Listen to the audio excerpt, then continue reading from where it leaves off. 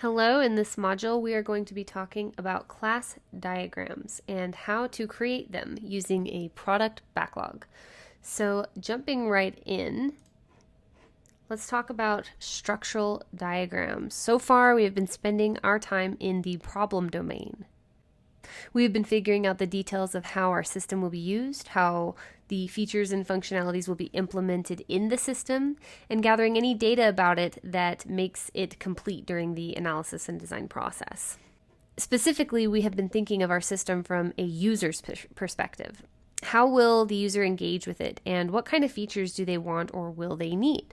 Now we will be thinking about structural models. These turn the focus onto the solution. How are we going to solve the problem that we just learned all about in the problem domain? We are moving to the solution domain. So our goal is to discover the key data contained in the problem domain and to build a structural model of objects. In this model, we are going to be working with class diagrams. You should be somewhat familiar with these since they are at least touched on in most object-oriented programming courses. However, if you are fuzzy on the details, we will be doing a comprehensive review in this module. We will then build our own class diagram. Structural models identify what kind of classes and relationships our system will contain. They will show the static structure of elements in a system. So for example, it will show what kind of attributes or operations each class will have, or how one object relates to another. It shows the things in the system, so classes, objects, interfaces. Let's take a quick look at the basic structure of a class. So looking here at our slide, we see we have a class name. I'm going to point to it right here, class name. And we are going to have attributes. And finally, we're going to have some operations, or in other words, methods. So I'm going to move to the next slide, and we're going to dig a little deeper into this in just a second. In this module, we will be learning how to identify objects to create our class diagram, or identify those classes. There's not really an exact science when it comes to creating class diagrams, but there are a lot of common patterns that you can see in the real world that do translate easily into an object-oriented system. The technique we will use to unearth some of these patterns is called object identification. And we're going to start this process by using the product backlog to do a textual analysis. When we see any nouns, we can list them as class names, or we can list them as attributes. It depends. We'll get into that once we start doing the textual analysis. When we see verbs, we can list those as methods or operations. So this will create for us a rough draft of a class diagram. As we iterate through our analysis, we can refine our findings and continue to identify items we need for a fully functioning class diagram. This will also take some knowledge about some things that the system will need, and I will share with you some of those things.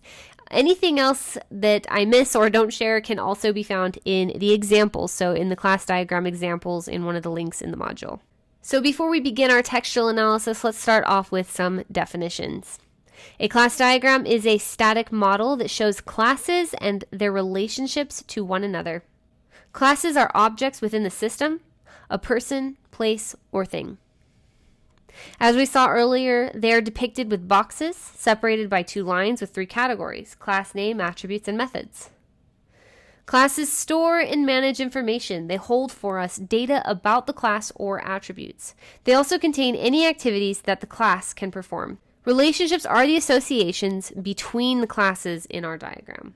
Okay, so that's a lot. We'll get into all these little nitty-gritty details here in just a moment as we walk through the slide, but just giving you kind of a bird's eye view. Okay, so digging deeper into the topic of classes. In object-oriented programming, a class is a template for creating objects. Each instance of a class or each object will have the same attributes and functions as another instance of a class. You can think of a class like a cookie cutter. Because we're used to looking at code, I wanted to bring up this topic in a programming example. This is just to help adjust our minds into the right kind of thinking. There's still not going to be any programming in this course, but you should recognize something like this from your object-oriented programming class. So here we have a class called Cookie Cutter. It's named Cookie Cutter, and it has three attributes: shape, width, and height. and it has one method.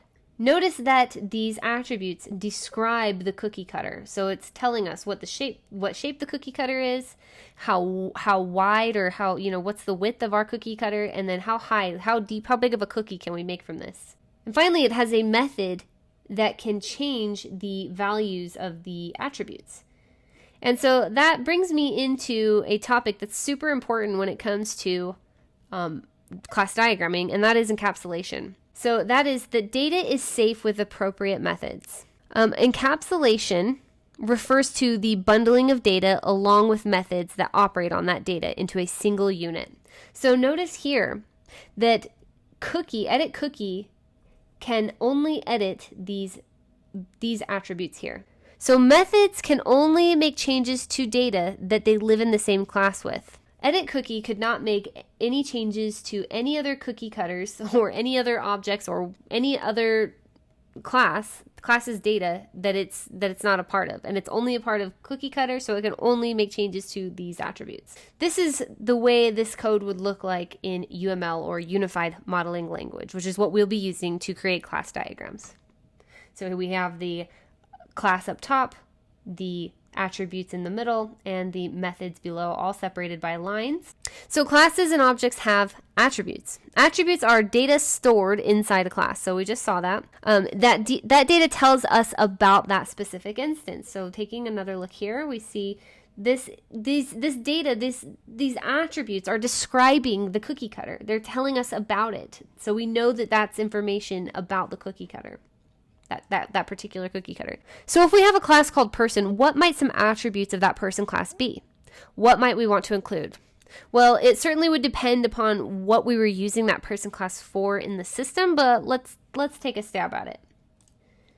So listed here are a few examples of what a person class might include. So I have kind of two examples here.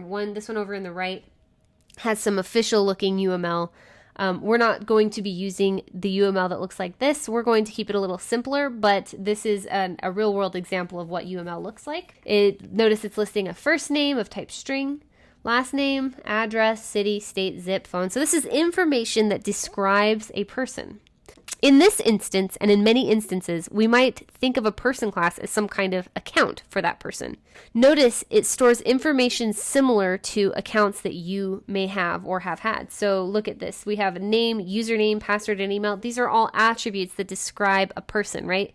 Or a person's account. So that's very typical for using a class called person, is to store account information that describes that person.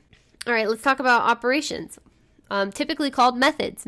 So methods make changes to those attributes that are in our class. For instance, if I wanted to update the email of my person object, I would have a method to do this. Again, methods can make changes to our attributes. This is encapsulation. So this method, edit cookie, can make changes to our attributes within our cookie cutter.